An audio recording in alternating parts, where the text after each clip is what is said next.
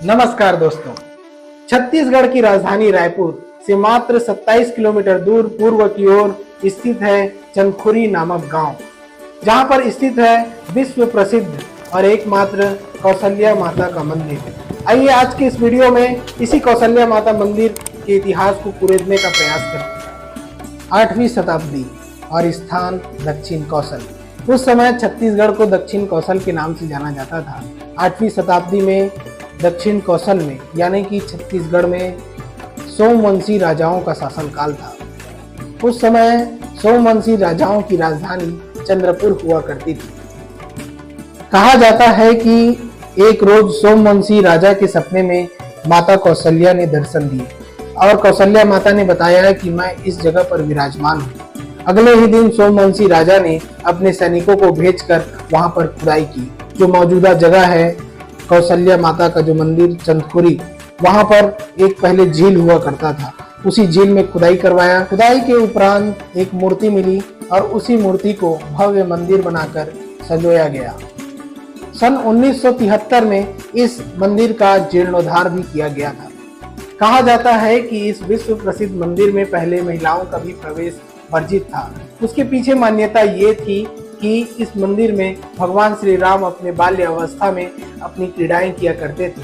अगर उनको क्रीड़ा करते हुए महिलाएं देख लेती तो उनको नजर लग जाता, इसीलिए वहां पर महिलाओं का प्रवेश वर्जित था, जिसे बाद में पूर्णतः हटा दिया गया। पहले यह मंदिर झील और तालाब के बीचों बीच हुआ करता था। उसमें पहुंच मार्ग भी नहीं था। लोग वहां तक पहुंचने के लिए या तो तैर के चले जाते या फिर नाव का सहारा लेते थे। यह मंदिर इसीलिए भी खास माना जाता है क्योंकि यहीं से गुजरता है राम वन गमन पथ। तो आइए इस राम वन गमन पथ पर प्रकाश डालते हैं। राम वन गमन पथ केंद्र और राज्य सरकारों का एक बहुआयामी प्रोजेक्ट है।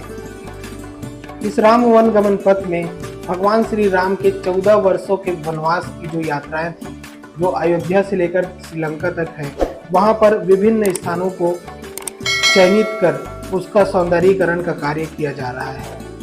भगवान श्री राम को जब वनवास मिला था तो वह अयोध्या से चलते हुए जिन रास्तों से गुजरे, उस वन गमन को अब राम वन गमन पथ बनाया जा रहा है। राम वन गमन पथ को उत्तर प्रदेश, मध्य प्रदेश और छत्तीसगढ़ में विकसित किया जा रहा है, जहां पर राम वन गमन पथ का निर्माण किया जा रहा है।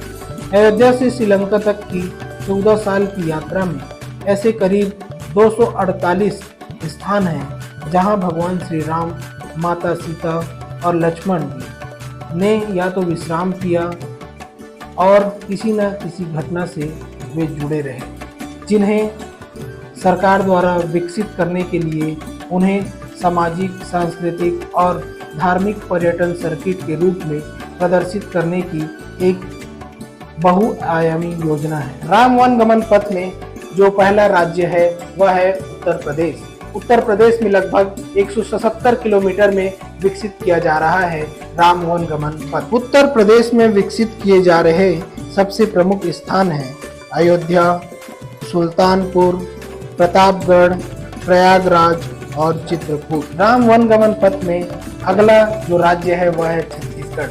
छत्तीसगढ़ को भगवान श्री राम के ननिहाल के रूप में भी जाना जाता है। छत्तीसगढ़ में 9 स्थानों को विकास और जीर्णोद्धार के पहले चरण में शामिल करने के लिए चुना गया है, जिसमें सीतामढ़ी, हरचौका, कोरिया, रामगढ़, सरगुजा, शिवरी नारायण, जांजगीर चांपा, तुरतुरिया, बलौदाबाजार, चंदखुरी, रायपुर, राजिम, गरियाबंद, सिहावा सप्तऋषि आश्रम, धमतरी, जगदलपुर, बस्तर, रामाराम, सुकमा। आगे राम वन गमन पथ में अगला जो राज्य है वह है मध्य प्रदेश। मध्य प्रदेश राज्य सरकार भी राम वन गमन पथ को 3 चरणों में विकसित करने की योजना बना रही है। इस परियोजना में मध्य प्रदेश के निम्नलिखित स्थान शामिल हैं: चित्रकूट, अमरकंटक, शहडोल और सतना। अगला जो राज्य है वह महाराष्ट्र। महाराष्ट्र में रामटेक, नासिक, तुलजापुर, नलदुर्ग। उसके पश्चात कर्नाटक। कर्नाटक में एकमात्र जगह है हम्पी। तत्पश्चात तेलंगाना में एक ही जगह है भद्राचलम, जहां पर भगवान राम ने विश्राम किया था। उसके पश्चात राम वनगमन पथ में आगे चलते हैं तो आता है तमिलनाडु राज्य, जहां पर रामेश्वरम, धनुषकोडी, राम सेतु। तत्पश्चात राम वनगमन पथ का अंतिम पड़ाव है श्रीलंका का राम सेतु।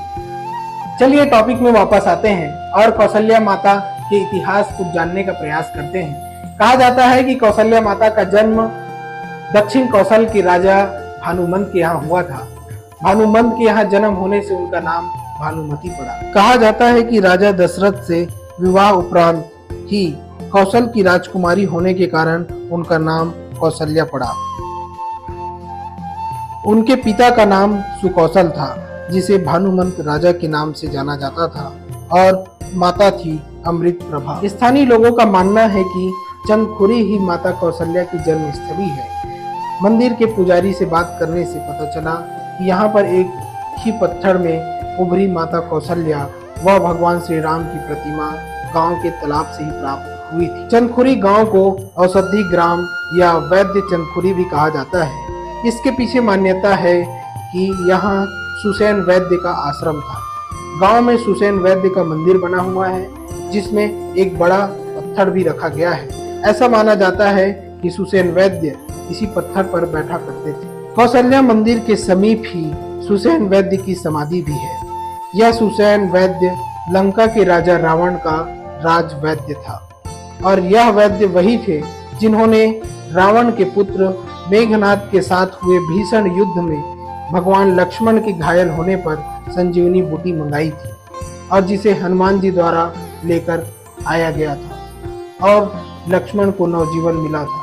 कहा जाता है कि रावण की मृत्यु के बाद लंका से भगवान राम के साथ सुसैन वैद्य भी भारत आए थे, और यहीं पर उन्होंने अपना प्राण त्याग किया था। भगवान राम के ननिहाल और माता कौशल्या की जन्म स्थली में भ्रमण करने आए कुछ पर्यटकों से हमने बात। उन्होंने बताया कि यह मंदिर काफी प्राचीन और ऐतिहासिक मंदिरों में से एक है।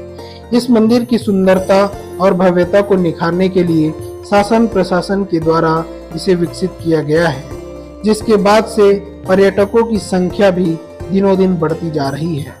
पहले यह मंदिर जंगल झाड़ियों के बीच में हुआ करता था और कम पर्यटक पहुंचते थे। नए सिरे से मंदिर का जीर्णोद्धार होने के बाद से लगातार पर्यटक माता कौशल्या का इस मंदिर का दर्शन करने के लिए पहुंच रहे हैं। जीर्णोद्धार होने के बाद इस मंदिर के चारों तरफ सुंदर लाइटिंग और झांकियों को भी सजाया गया है, जो मनमोहक और काफी सुंदर है।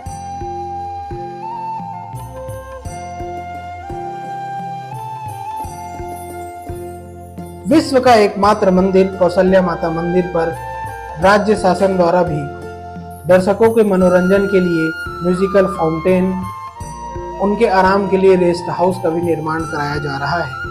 तालाब के अंदर में विभिन्न मूर्तियां भी आकर्षण का केंद्र बनी हुई है, जिसमें समुद्र मंथन की मूर्ति एवं भगवान विष्णु की शेषनाग की सैया पर माता लक्ष्मी के साथ में विराजमान मूर्ति भी आकर्षण का केंद्र बनी हुई है। तो दोस्तों, कैसा लगा आपको मेरा आज का यह वीडियो? अगर मेरा यह वीडियो इंफॉर्मेटिव लगा होगा तो आप अपने दोस्तों और फैमिली के साथ में इसको शेयर करिए, और अभी तक आपने मेरे चैनल को सब्सक्राइब नहीं किया है तो नीचे रेड कलर का सब्सक्राइब बटन है, दबाकर सब्सक्राइब कीजिए और बेल में ऑल पर क्लिक करना ना भूलें। नमस्कार।